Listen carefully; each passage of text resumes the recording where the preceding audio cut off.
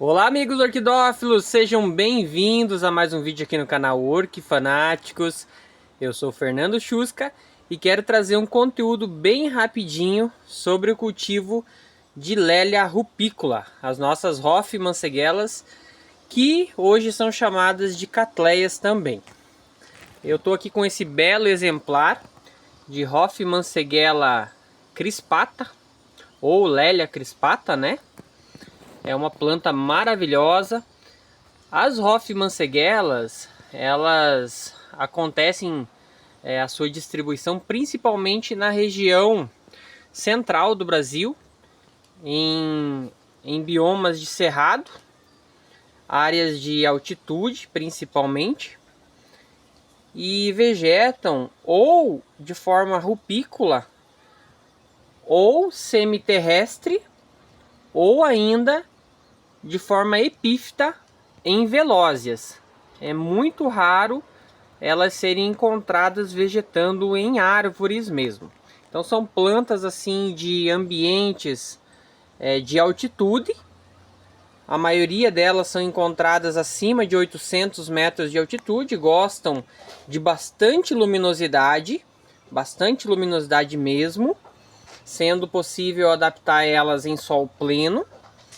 E são plantas que elas precisam de substrato bem aerado, né? Não gostam de substrato que retenha muita umidade.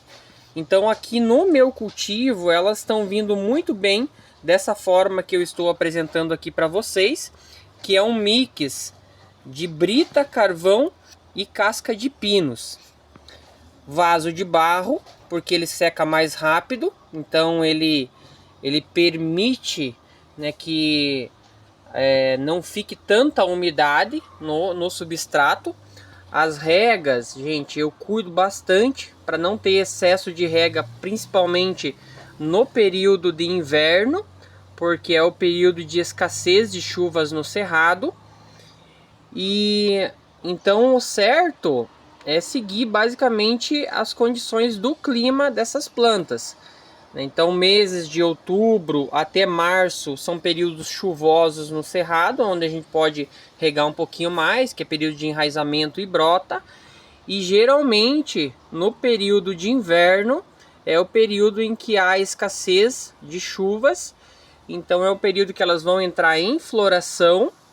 E também é um período que a gente não deve exagerar muito nas regas, cuidar bastante a questão das regas para não ter apodrecimento de pseudobulbos, né, e não ter aí problemas no desenvolvimento da sua planta. Essa aqui eu replantei ela faz mais ou menos uns 3 meses.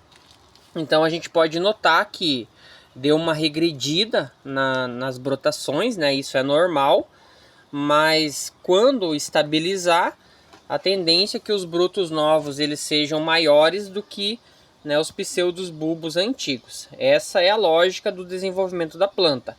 Sempre ser maior ou pelo menos do mesmo tamanho, né, que os pseudos bulbos antigos. Por quê? Né?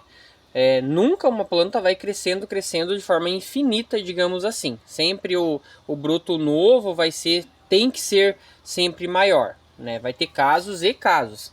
A tendência é que a planta ela tenha um porte, né? A tendência não, a planta tem um porte vegetativo. Essa daqui, o tamanho padrão dela é de 20 a 25 centímetros em geral. Então, quando ela chegar no seu ápice de desenvolvimento, os brotos novos eles vão chegar nesse padrão de 20 a 25 centímetros. Agora, quando, né, você replanta, a tendência é que haja uma regressão do desenvolvimento, principalmente se o replante for um pouco fora de época. Então sempre é bom notar o desenvolvimento dos brotos novos em relação aos antigos, para que você veja como é que está a saúde da sua planta. Aqui ela está com essas hastes florais, né, duas abertas, uma em botão, e tem uma aqui que atrofiou, possivelmente faltou alguma coisinha. Acredito que ou enraizamento ou a brotação, ou a adubação, desculpa gente, que acabou faltando para ela se desenvolver.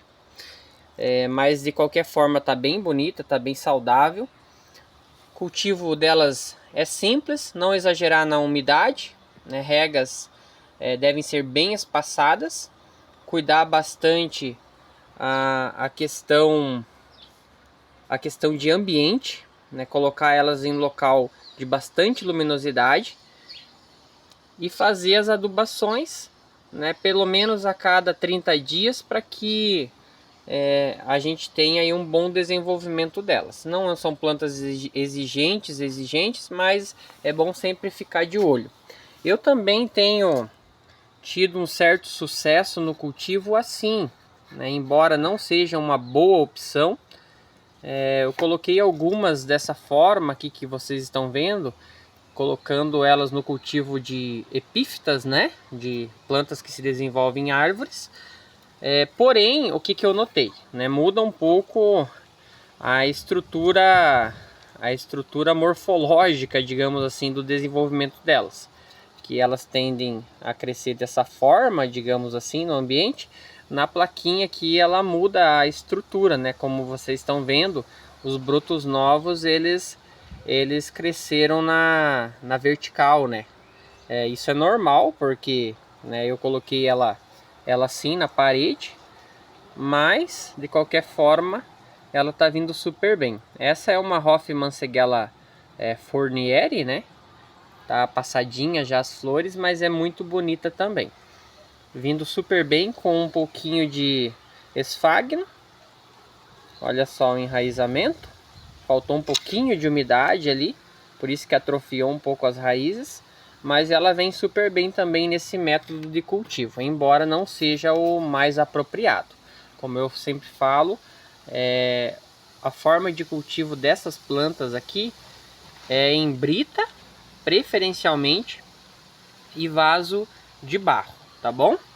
Então, no mais, gente, é uma planta muito linda, compensa ter na coleção.